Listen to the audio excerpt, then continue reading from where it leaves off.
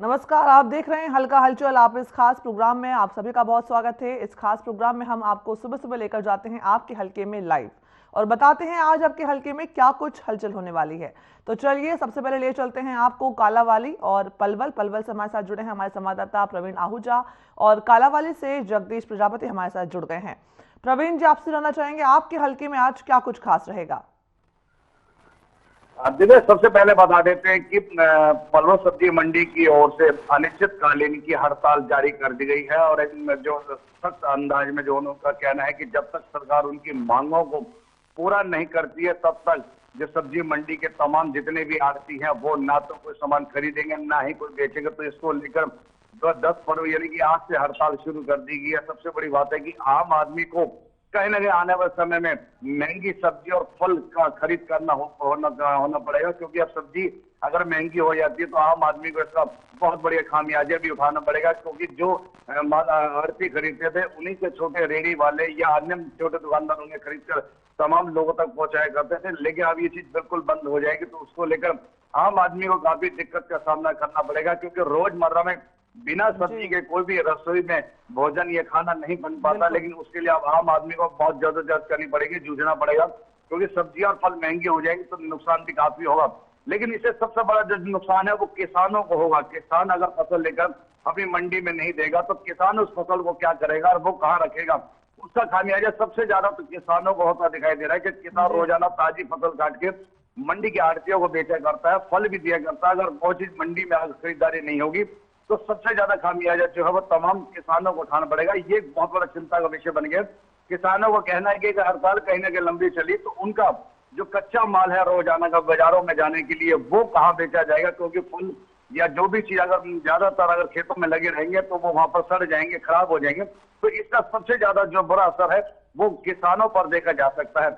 वही बात कर लेते हैं हरियाणा प्रदेश में अब तमाम जितने भी चौकीदार है उनको 11,000 रुपए प्रति माह का मानदेय का लेकर अब तय कर दिया गया है। तमाम जो उनकी सुविधा है वो भी उनको देनी शुरू कर दी है। और सबसे बड़ी बात तो ये है कि जो पहले जो जो ग्रामीण क्षेत्रों में चौकीदार थे उन्हें अब तक इस तरह का लाभ नहीं मिल पाता था। लेकिन अब एक और चीज भी इसमें जोड़ेगी, अगर ड्यूटी के दौरान उसकी मृत्यु हो जाती है तो 25 से 40 वर्ष के लोगों को जो है रिटायरमेंट का भी जो इसमें प्रावधान रखा है, उसके बाद भी उन्हें जो है 5 लाख रुपए दिया जाएगा। अगर मृत्यु हो जाती है तो मृत्यु के उपरांत 2 लाख रुपए की राशि सरकार की ओर से व्यवस्था बनाएगी है।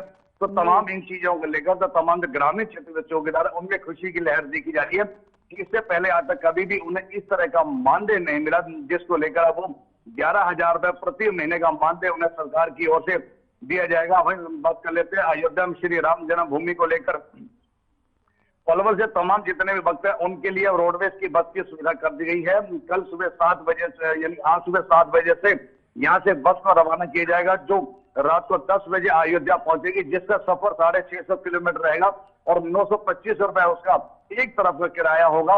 और इसमें जो है सुबह 7 बजे से लेकर रात को 10 बजे तक सफर करना होगा। 650 किलोमीटर का जो सफर रहेगा, जिसको लेकर जो विधायक तीनों क्षेत्र के विधायक है, जो कि भाजपा पार्टी के तीनों विधायक है, उनकी ओर से झंडी दिखाकर रवाना किया गया, ताकि आम लोगों को ये सुविधा जो पहले अन्य डिपो से दी जा रही थी वो पलवल डिपो से भी अब इस बस का संचालन कर दिया गया है और आज से भी शुरू कर दिया गया। कल इसे झंडी दिखाई गई थी, तमाम विधायकों ने खुशी की लहर दी है, तमाम भक्तों वहां पर जय श्री राम के नारे लगाए हैं। उनका कहना है कि तमाम अब जितने भक्त है जो अयोध्या जाने के लिए परेशान हुआ करते थे उन्हें अब ये सहूलियत मिलने से काफी राहत मिलती आ रही है। और एक बस में 57 सीटें रहेंगी जो लंबा सफर तय करेगी। एक ही चालक रहेगा और एक ही परिचालक रहेगा। तमाम सब चीजों की व्यवस्था बनाते हुए अब हरी झंडी दिखा दी गई है, ताकि श्री राम जन्मभूमि के दर्शन के लिए जो भी भक्त पलवल से अब अयोध्या को रवाना होना चाहते हैं उनके लिए तमाम ये सुविधाएं अब रोडवेज की ओर से भी दी गई है। जी दिव्या। जी बिल्कुल प्रवीण जी, आपने जानकारी दी कि आड़तियों की जो है हड़ताल चल रही है, साथ ही राम मंदिर जाने के लिए जो है विशेष बस का संचालन जो है रोडवेज के द्वारा किया जाएगा। जगदीश जी, आपके हलके में आज क्या कुछ हलचल रहने वाली है।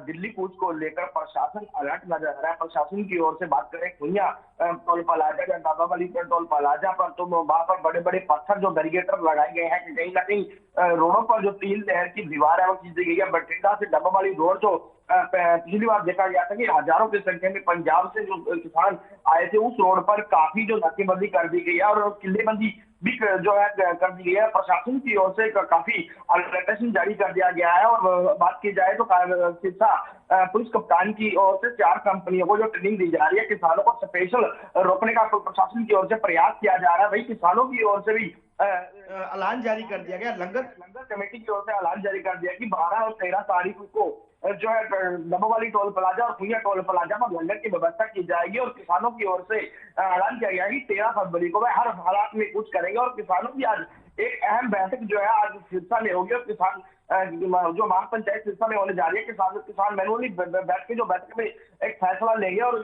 जाने के लिए जो प्लानिंग है किसानों की ओर से की जाएगी। प्रशासन की ओर से उन्हें रोकने के प्रयास जरूर किए जा रहे हैं। लखविंदर सिंह औलख से किसान नेता से हमारी बात हुई थी, उनका कहना है कि प्रशासन की ओर से भले ही उनकी जमीन का डाटा मांगा जा रहा हो, उनके ट्रैक्टर की कापियों का डाटा मांगा जा रहा हो, उनके बैंक अकाउंट की डिटेल मांगी जा रही हो, लेकिन किसान किसी भी हालात में रुकने वाले नहीं है। अपनी मांगों को लेकर किसान दिल्ली जरूर कूच करेंगे। उन्होंने स्पेशली अपने बयान में जारी करते हुए कहा है कि अगर किसानों को रोकने का प्रयास किया जाएगा तो अभी तो 6 माह के लिए ऐलान किया गया है, लेकिन अब पक्का मोर्चा लगाने के लिए किसान को सरकार मजबूर न करे। अगर सरकार किसानों को रोकने का प्रयास करेगी तो किसान जो अपना हक लेने के लिए हर हालात में पक्का मोर्चा लगाने के लिए तैयार डटे रहेंगे। वहीं 2024 के चुनाव की बात की जाए तो चुनाव को लेकर सभी पार्टियां मैदान में आ चुकी है। आम आदमी पार्टी की बात करें तो रजिंदर सिंह देशमुख देखे गए थे कि कल देर शाम तक बेनवाला गांव में डोर टू डोर आज एक और अन्य गांव में जाकर डोर टू डोर करते नजर आएंगे। भाई कांग्रेस पार्टी की बात करें तो कांग्रेस पार्टी के विधायक शिवपाल केरवाला आज कालावाली शहर का दौरा करेंगे और कई गाँव में जाएंगे और कई कार्यक्रमों से शिरकत करते नजर आएंगे। वही इनेलो की बात करें तो जसविंदर सिंह बिंदु हल्का अध्यक्ष जो वह अन्य कार्यकर्ताओं के साथ जो पिछले काफी समय से कार्यकर्ता नाराज है उनको मनाने का काम उनकी ओर से किया जाएगा। वही बात की जाए भाजपा की तो भाजपा के पूर्व में विधायक सरदार बलकौर सिंह जो छोटी छोटी गलियों का निर्माण हुआ है उनका उद्घाटन करते जरूर नजर आएंगे। जी जगदीश, आपने जानकारी दी कि किसानों जो हैं वो दिल्ली कूच करने वाले 13 तारीख को लेकर के, उसी क्रम में आज उनकी एक बैठक होने वाली है। कैसा देखा जा रहा है आज की बैठक में, क्या कुछ जो है वो निकल करके बातें सामने आ सकती हैं? और पहले भी जो है वो किसानों ने आंदोलन किया था, उसका भी जो है जो परिणाम निकला था उससे सभी लोगों को परेशानी हुई थी। तो प्रशासन जो है सरकार की तरफ से क्या कुछ बातें निकल करके सामने आ रही है? सरकार क्या एक्शन मोड में नजर आ रहा है किसानों के दिल्ली कूच को लेकर के पहले से?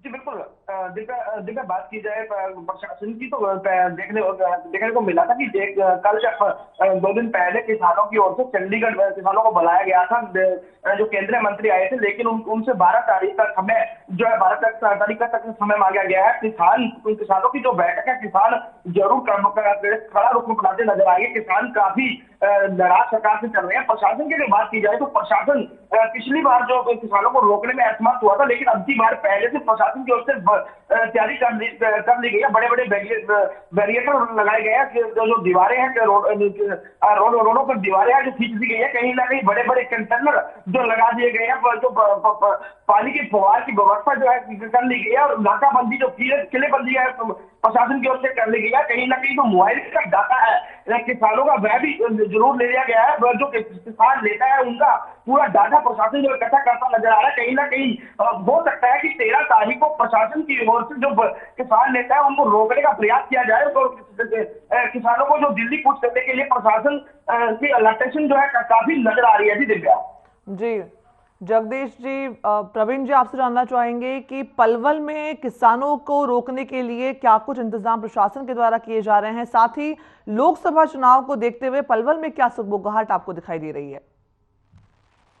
जी बिल्कुल ठीक कह रहे हैं। प्रशासन पहले से ज्यादा इस समय अलर्ट की पोजीशन में देखा जा रहा है। तमाम जितने भी क्षेत्र की सीमाएं हैं वहां पर नाकेबंदी करने की पूरी व्यवस्था बना ली गई है। प्रशासन को ऊपर से भी आदेश मिल चुका है कि किसी भी प्रकार की कहीं भी सड़कों पर अगर इस तरह का उपद्रव पाया जाता है या कहीं ना कहीं रास्ता रोकने के प्रयास किए जाते हैं तो तमाम चीजों की व्यवस्था बनाने के लिए जिला पुलिस प्रशासन को जो आदेश है कि वह सख्ती से कार्रवाई करेंगे और किसी भी प्रकार की कहीं चूक या कमी नहीं रहने देंगे। तो उसको लेकर प्रशासन जो है तमाम चौराहे पर या जो अन्य प्रदेशों से सटे हुए हमारे जो जिला है वहाँ तमाम क्षेत्रों में जो बॉर्डर सील है वो लगाए जा रहे हैं ताकि किसी प्रकार की कोई अन्य प्रदेशों से या भी कोई लोग यहाँ किसी हो सकता है कि आंदोलन के चलते हुए कोई और बाहर से उपद्रव करने ना आ जाए, तो स्थिति कहीं विकराल ना हो जाए, कहीं बिगड़ ना जाए।